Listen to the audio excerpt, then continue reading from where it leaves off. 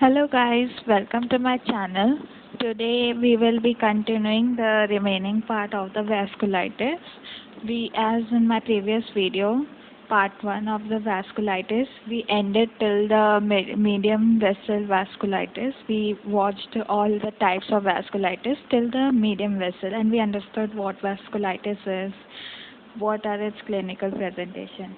Now our last part was left, that was small vessel vasculitis, which I didn't end it in that lecture because the video was going very long, so I thought to end in the second part. So in small vessel vasculitis, first we will understand what it is and we'll see its subtypes. So what happens in small vessel vasculitis? Firstly we'll see what are small vessels. So in your small vessels will come your arterioles, venules, capillaries. Okay, so these are your small vessels. Now, what happens in small vessel vasculitis? We see a particular type of antibodies which are very, very, very useful in diagnostic part. These antibodies are called ANCA. Okay, ANCA antibodies are formed, and these are mainly IgG type of antibodies. Okay. Now what is this antibodies? Means there are two types of ANCA. One is P-ANCA and one is C-ANCA. But what it does mean, we will see into it. So what happens? This is a nucleus, neutrophil. Okay, neutrophil has a multilobular nucleus. Okay, I have shown it like this. Now their nucleus also has antigens. Our human body nucleus also has antigens, but our body also has antigens. Okay, but our body doesn't, our immune system doesn't react against it because we have tolerance. So there are antigens against the nucleus of the neutrophil also. So these are called as ANCA. Now there are two types of antigens. First is antigen which is peripheral to the nucleus of the neutrophil. Suppose this is the nucleus and peripheral to a perinuclear. More specifically is perinuclear antigen. So these are antigens, blue dots which you are seeing, these are perinuclear antigens in neutrophil. Antibody against it is called C-ANCA. And also at the periphery of the neutrophil there are antigens, and also sometimes in autoimmune conditions there is antibody formation against these new antigens also. They are called P-ANCA. So antibody against your perinuclear antigen is called C-ANCA, and antibody against peripheral antigens in the neutrophil is called P-ANCA. Now we need to know in which type of conditions C-ANCA is formed and which type of conditions P-ANCA is formed. So firstly we will look into that. I will remove this.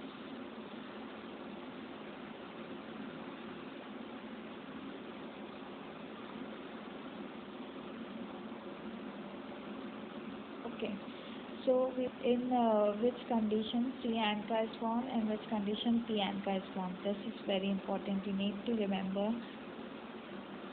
C-ANCA is formed in a condition called as Wegener's granulomatosis. Wegener's granulomatosis. And P-ANCA is formed in 2-3 conditions. You need to remember because in MCQ it can come like which of the following P-ANCA is not formed. So they will give option Wegener's granulomatosis if in the option it is. So you can pick. But there are many conditions which your P-ANCA is formed. It's not only one condition. One is microscopic polyangiitis, then second is Churg-Strauss syndrome. Okay, third condition is a good pasture. These are autoimmune conditions like good pasture. Okay, Next is your ulcerative colitis. Ulcerative. These conditions we will see in our further lessons on pathology. So, P. ANCA you can see is formed in four conditions: microscopic polyangiitis, Churg-Strauss syndrome, Goodpasture, and ulcerative colitis. And C. ANCA is formed in vaginous granulomatosis. In these all, vaginous granulomatosis, microscopic polyangiitis, Churg-Strauss, these conditions we will read under the vasculitis, but Goodpasture and ulcerative colitis are not of vasculitis. Goodpasture related to the kidney and other organs, and ulcerative colitis is related to our intestine, which we will see in further lessons. Okay, so I hope that I am clear with types of antibodies. Now we will look into types of small vessel vasculitis. Small vessel vasculitis is mainly of two types. One is vaginous granulomatosis and one is microscopic polyangiitis. Also we will read Churg-Strauss syndrome. So first we will see our vaginous granulomatosis.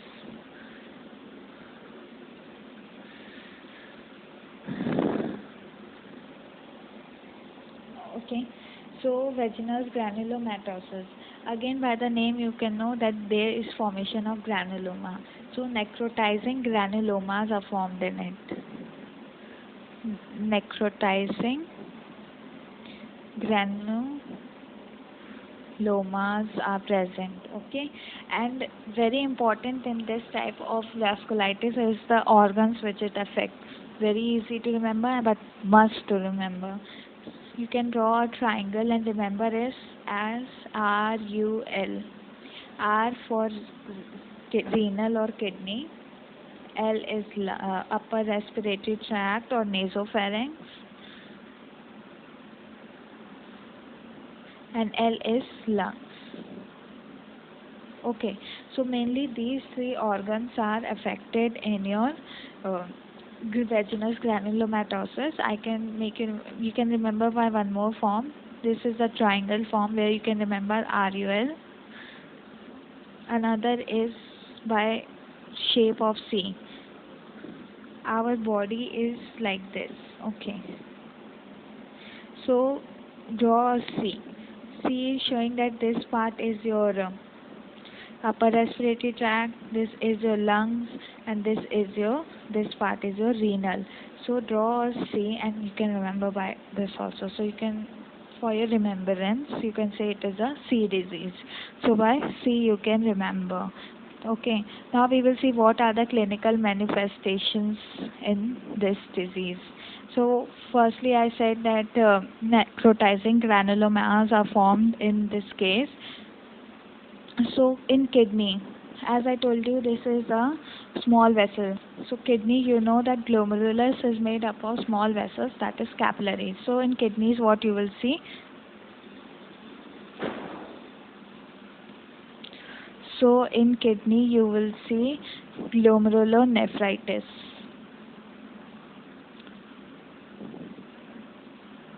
Okay, in kidneys we see glomerulonephritis, and I told you that glomerulonephritis, which type of glomerulonephritis?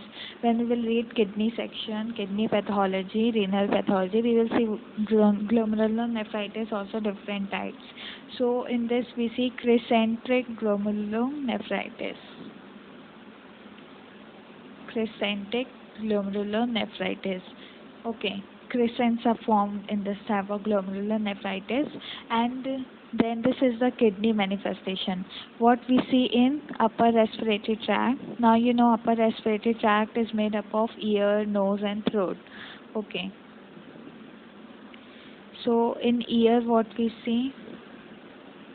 Otitis media. In nose, what you will see, there will be saddle nose. Okay, the nose septum which is there, that will get perforated. So also we see septal perforation.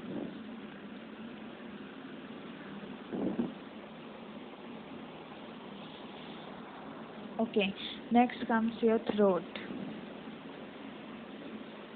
In throat, what we see is strawberry gums,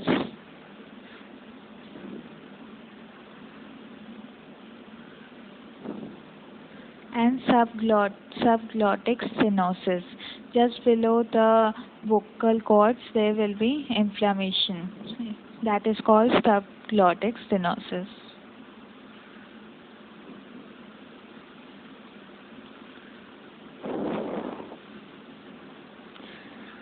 Okay, so these are upper respiratory tract manifestations. Then comes your, what you will see, I'm just rubbing this part. What you will see in the lungs. In the lungs, manifestations are important. That in lungs, we see hemoptysis. So you need to remember that in kidney you were seeing glomerulonephritis. In upper respiratory tract, according to the ear, nose, throat, you were seeing manifestations, and lungs you were seeing hemoptysis. Very important. And also you see lesions in the lungs. So cavitary lesions are also seen in lungs. So you need to remember, this is something to remember. Cavitary lesions are seen, okay, in lungs. Now, how you diagnose this kind of condition? So for diagnosis, firstly, I told you that the presence of antibody. Which type of antibody is seen in this type of lesion? That is cyanca. So it is very important in diagnosis. So diagnosis is made by presence of cyanca. Please comment down that against which type of antigen is cyanca. Okay, and also we can go for biopsy in case of like glomerulonephritis. Also we can see necrotizing granulomas in biopsy. So biopsy is also done. So this was the diagnosis part, and last always, what is the treatment? Treatment is again same, cyclophosphamide, immunosuppressant. Please also comment down in which other condition we use the cyclophosphamide and steroids. Okay, so these are the, and you need to remember one more thing, that if a patient is going to die, what is the condition which causes mortality? Mortality is due to crysenteric glomerulonephritis, which causes renal failure, and more we will discuss in our renal pathology, what is glomerulonephritis, what is crysenteric glomerulonephritis. But mortality is due to crysenteric glomerulonephritis. So in this vaginous granulomatosis, by the name you need to remember that necrotizing granulomas are formed. What are the organs? R, U, L or C, you can remember. Then kidney manifestations, glomerulonephritis, URT, upper respiratory tract manifestations, ear, nose and throat. Okay, strawberry gum, subglottic stenosis, nose septal perforation and saddle nose. And then lungs, you know that hemoptysis and cavitary lesions. Okay, so and diagnosis part, cyanca, biopsy. Biopsy why we do?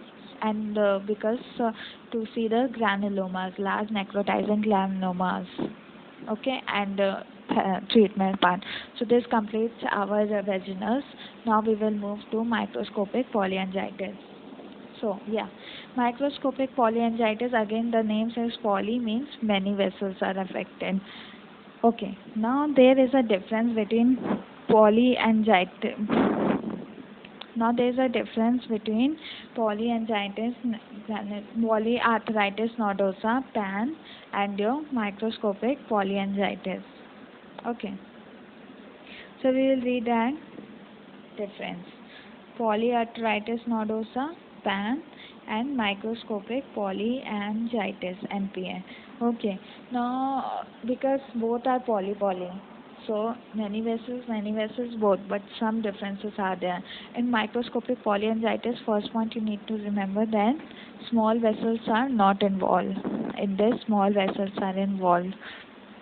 Second, in this, lungs were not involved. As you remember that I said that lungs and small vessels are not involved, but in this, your lungs are affected.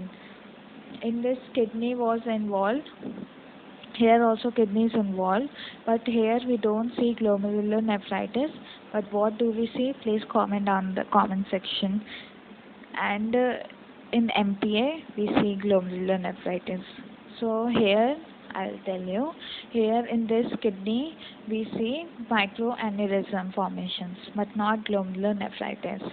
Why we don't see? You can comment down in the comment section. Now, which type of antibodies are seen here? Microscopic, as I told you in my previous slide, that in microscopic polyangiitis we see P ANCA, but in vaginas we see C ANCA. Only in C ANCA is seen only in one condition, but microscopic polyangiitis we see P ANCA. Okay, here we don't see any kind of antibody. And one, so these were the differences, 4 differences between the PAN and the MPA. Now also there is a difference between the microscopic polyangiitis and vaginous granulomatosis. So if you remember these differences, altogether you will come to know about the all differences. If you remember all the differences, then you will come to know about the microscopic polyangiitis, what is happening. So first thing which you need to remember in microscopic polyangiitis is that there is P and if I write MPA here and vaginous here. So here P ANCA is formed and here C ANCA. Okay, here you have to remember that in MPA there is no nasopharynx involvement.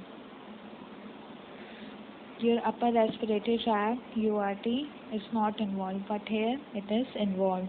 And also here granulomas are not formed, but you know that here granulomas are formed. Also you can comment down in the comment section telling that which all other conditions in vasculitis we saw granuloma formation. Okay.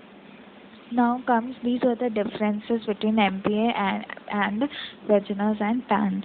So in like this only you can sum up what we see in MPA. So microscopically, what we see in microscopic polyangiitis.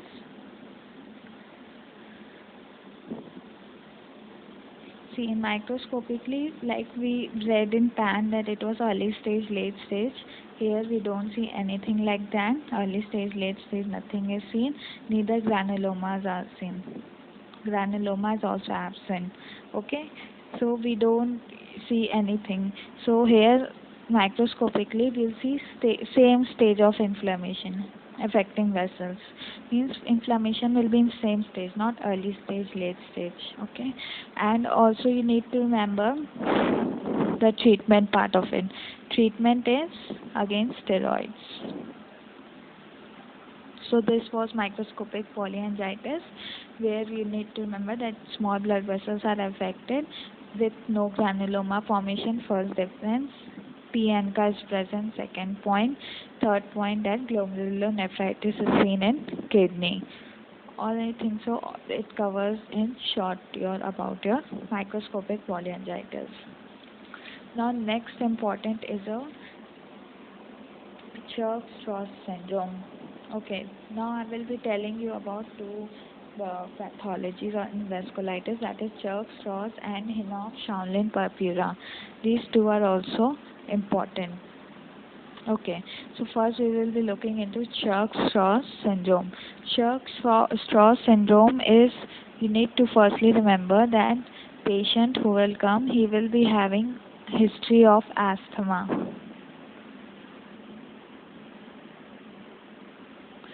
And granuloma formation. These 2 points you need to remember, that there is patient will be having history of asthma or must be suffering from asthma, and also in Churg-Strauss granuloma formation. Okay, so these 2 points you need to keep in mind. also other things you need to keep in mind, what are the organs affected and what type of antibodies to see. So I will be telling you here. So in Churg-Strauss syndrome, multiple organs are affected. Okay, just a minute, guys. So in Churg-Strauss syndrome, multiple organs are affected like lung, skin, kidney, heart. So multiple are affected. And what type of antibodies we see here is P ANCA. So we can present it in this point form which I use. Point form are the best form I use. So as I told you, by clinical features you will be seeing multiple organs getting affected. Okay, so here also multiple organs are affected, same like your polyarteritis nodosa, like lung, skin, heart, kidney, nerves, many organs are affected. And what type of antibody we see here? P ANCA. Okay. So these one also, as I told you, yeah, granuloma formation is there. Eosinophilia will be there. As you know, in asthma, eosinophilia takes place. Here also we see eosinophilia. As you know that same symptoms appear in asthma also, so it can be mistaken sometimes as asthma, but you need to care that it is not asthma, it is Churg-Strauss syndrome. So we will be seeing what, and I can recap it that in Churg-Strauss syndrome we see necrotizing vasculitis where granulomas will be formed with eosinophilia and multiple organs are affected. This point you need to keep in mind. And the second point, that asthma patient is present with asthma, okay, and P ANCA antibodies are present in them. So this concludes our Churg-Strauss. Now we will be moving to our last vasculitis property, that is our Henoch-Schönlein purpura. Henoch-Schönlein purpura. So what happens in Henoch-Schönlein purpura? Again, I will be telling you in points, and you need to keep in mind that points only. Firstly, it is seen in children. Okay, and second, the child will come with respiratory tract infection. Means he would be having history of respiratory tract infection. Okay, why this is important? And one more point you need to keep in mind, that in children it is the most common type of vasculitis seen. Okay, in children we have two. One is Kawasaki, and this is the second, but this is most common, and if the patient presents with respiratory tract infection. So what will happen whenever there is respiratory tract infection? You know, IgA antibodies are present in the mucosa of the tract. Okay, so whenever there is the infection, then there will be overproduction of IgA. So IgA will increase in body. Okay, this IgA will react with the antigen of the virus to form immune complex, and this immune complex will then deposit in organs. Okay, so again, this is which type of hypersensitivity reaction? Type 3. Where else we saw hypersensitivity reaction causing vasculitis? Please mention down in the comment section. So what happens due to this? Immune complex getting deposited? We see clinical manifestation. Mainly, you need to remember it in 4 organs: kidney, GIT, skin, joints. Okay, so in kidney we will see, as it is small vessel, so glomerulonephritis. Okay, we will see glomerulonephritis, but which type we see? IgA nephropathy, glomerulonephritis. We will discuss this much detail about glomerulonephritis and renal pathology, but here you need to remember that due to IgA nephropathy we are seeing glomerulonephritis, but in vaginals we were saying due to your crescentic glomerulonephritis. Okay, so there will be deposition in IgA. In a hint, I just glitch I will be giving you, that IgA nephropathy, what happens that IgA antibodies are deposited in the mesangium of the glomerulus, so it causing glomerulonephritis. Okay, now important is our skin manifestations, which I will be telling you later. First we'll see GIT. GIT means symptoms: abdominal pain, melena. Okay, these symptoms are seen, and in joints, arthralgia.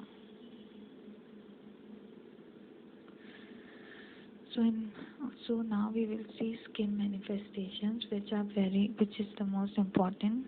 I'll be highlighting it with different highlighter. Okay, so in skin, what we see is important. We see pulsatile, palpable, I should say, purpura. So what purpura we will see in the skin? They are palpable. Normally we form purpura, but this one will be palpable purpura, and it is mainly seen in the, where it is seen, that is also important, lower limbs and buttocks. Okay, so in lower limb and buttocks we will see purpura. Okay, so these are the manifestations of the Henoch-Schönlein purpura. By the name also you can remember purpura is coming there also, and skin manifestation is also purpura, but important is that it is palpable purpura. You can palpate it, so that's why it is also called as, purpura is also called as non-thrombocytopenic. Normally what is purpura? When internal bleeding takes place. Okay, but this purpura is not due to bleeding, but it is due to your deposition complex, immune complex, so it is also called as non-thrombocytopenic purpura. Okay, non-thrombocytopenic purpura. So this was our Henoch-Schönlein purpura, where you need to keep in mind two important things: that is most common in children, and second, that it occurs due to increase in the IgA antibodies, which is due to respiratory tract infection. And you need to remember four manifestations which we see. Now I also forgot to tell the treatment part of Henoch-Schönlein purpura. So the treatment of Henoch-Schönlein purpura, you need to keep in mind, usually it resolves on its own. It is self-limiting.